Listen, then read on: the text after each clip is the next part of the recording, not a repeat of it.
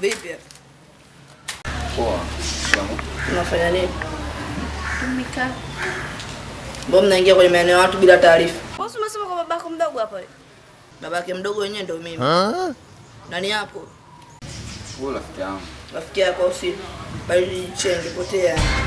Yaani ni kwamba huyu ni mpenzi wangu. Sasa umesema rafiki yako potea babu. Wewe mbona unaniacha? Tulia Wewe. Utapita kwenye maeneo ya watu bila taarifa.